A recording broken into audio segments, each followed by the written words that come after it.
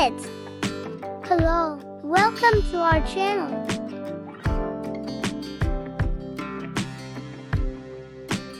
Hello mga mamshi! Mamshi of two kids na rin ako. Narito na ako sa punto na tinatanggap ko na mamshi na ako. Akala ko dati, madaling lang maging mamshi. Yung nasa bahay lang ako maghapon, maghihintay ng asawa galing trabaho, at mag-aalaga lang ng anak ko. Maraming mga mamshi ang makakarelate. Mali pala ang mga akala ko. Hindi ito madali, physically at emotionally.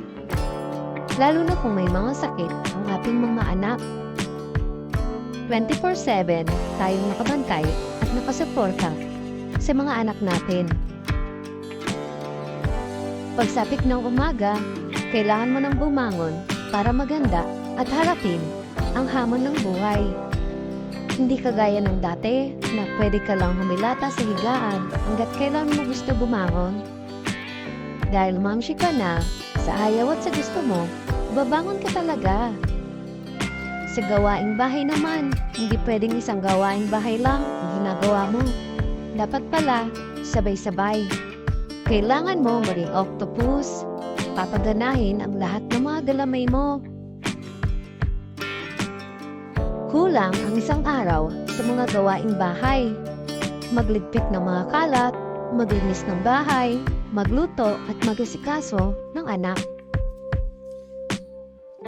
Tayo yung mga mamshi na madalas na napapagod, pero nakukuha pa rin nating umiti. At kahit nagkakasakit tayo, mas pinipili pa rin nating bumangon. Dahil ang mga mamshi malalakas at matatapang, at higit sa lahat, magaganda.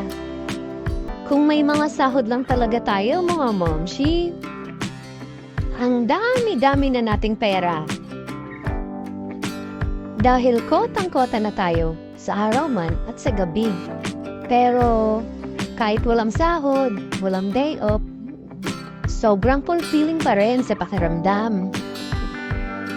Nakalimutan ko na yata ang salitang gala, hindi kagaya ng dati.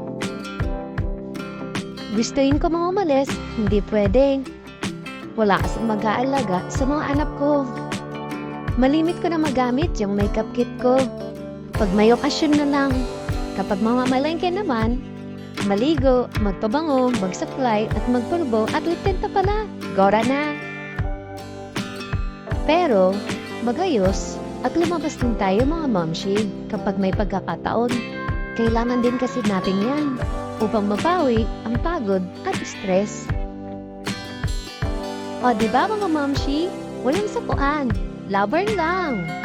Mama Peng Peng and kids.